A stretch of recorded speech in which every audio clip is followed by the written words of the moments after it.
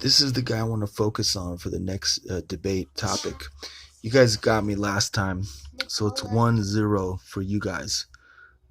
Nicholas Copernicus, born.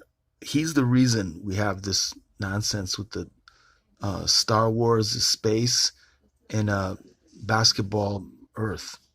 Before he came along, we had that ancient Hebrew cosmology, or not just them, but everybody. I think the Indians, from India, even maybe the American Indians, the Nordics.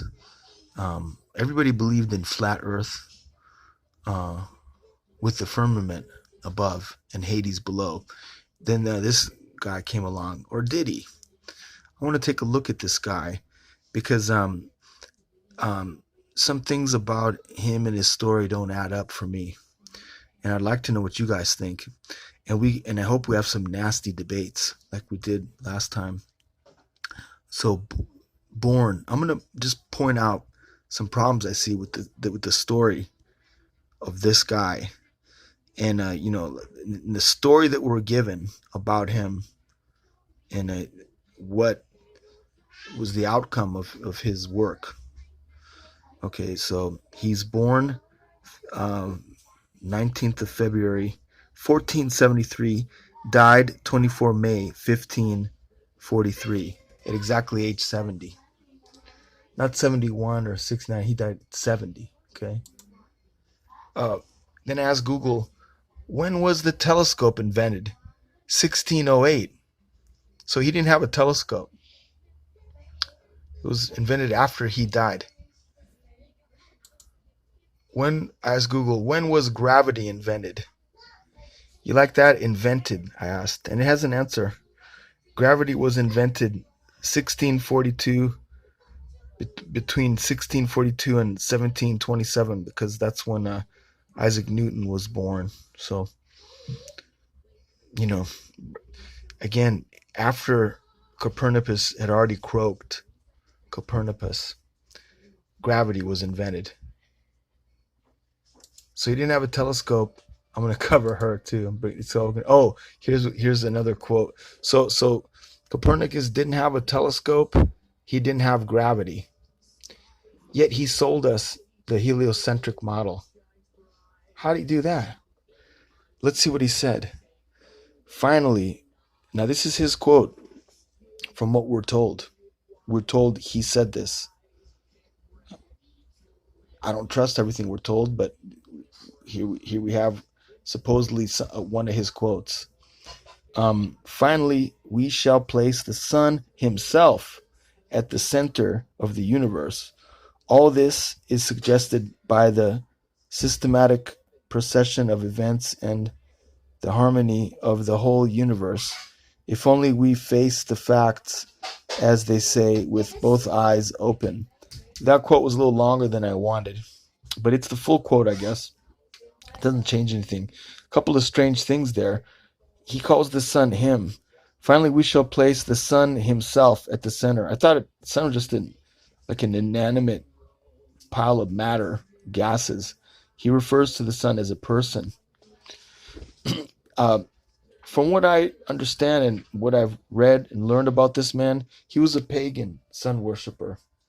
So he had a dog in the fight, a horse in the race, and he sure is happy because he says, finally, like a kid waiting for Christmas. Finally, Christmas is here. Finally, we shall place the sun himself at the center of the universe. So, just to go back a little bit about him, I had some notes. So what he did, that's his quote. So he's got a dog in the race.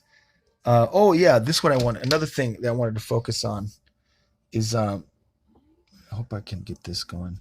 Okay, this image itself. The image itself,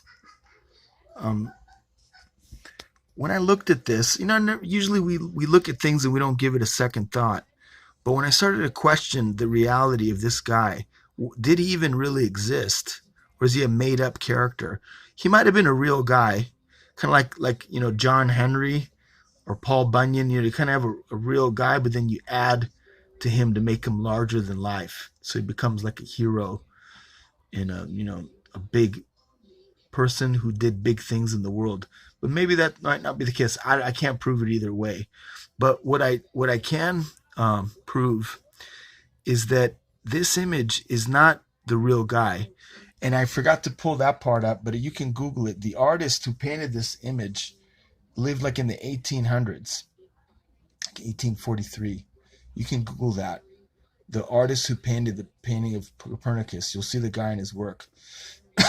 So he didn't, obviously Copernicus didn't sit there and pose for this picture. This is like a cartoon, because when I looked at it, I looked closely and I said, this does not look like a painting done from real life, like from life, a life painting. Like Copernicus sat there and the artist painted him. No, that's not what I'm seeing here. And my hunch was right. When I researched a little further, the artist Copernicus croaked long before the artist was even born. So this is like a comic book, and I could tell just for give you some insight into how I think. Like, this chin is, no one has a chin like that, and the way the hair is, the way it's drawn and painted here, it's like a cartoon. It's not a real painting done from a model. And I can just see that because I have experience with art. I paint, I draw. I know how things look when I just do it from memory, or maybe or when I do it from life. Like, there's a difference. This is done from memory. He might have just painted himself, or he might have had a guy sit for him, but then he changed it a little so that it wouldn't look like that guy. And that's where I see the problems in this rendition of Copernicus.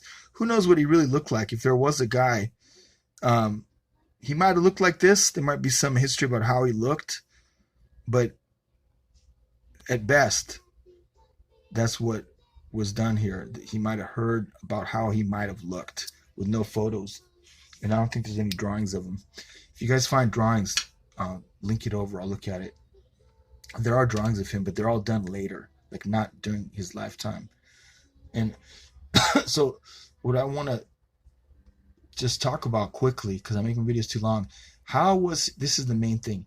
How was this guy able to convince the world power structure that we are on a ball spinning around in space, orbiting the sun without gravity and with no telescope? He couldn't, how'd he sell something like that, man? What a salesman he was to have sold that. There's more to that story that we're not told, because you can't sell that, man. And anyway, by the way, here's the telescope, one of the first ones. That ain't no Hubble telescope, man. I mean, you can maybe see your friend down the road, picking his nose. Hey, I see you. You ain't looking 100 billion light years away with that thing, man. He didn't even, and Copernicus didn't even have that. And he didn't have gravity. But he managed to sell the heliocentric model to the world power structure. And it was rammed down all of our throats from that point on. So what I see here is that, and let's not forget, he's a pagan. He worships the sun, according to what we know about him. Is it him, or is it the group of people who make things come to be? There's a group of people who have knowledge and they have influence and power. You don't see who they are. They work in secret, and they can bring things to the forefront. Like, for example, this girl Greta. And what I want to say too I'm going to say the same thing about her that I say about Copernicus. If any one of us stood up and said what he did, we'd get laughed at. And I think there's stories about he got laughed at, but he finally proved his point. How did he prove it? With no video, no moon mission, no gravity, no telescope. How the hell did he prove it? We're having a hard time proving it now. We're having flat earth debates. How did he do that?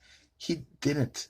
It was brought to the mainstream by this group who can promote things and people.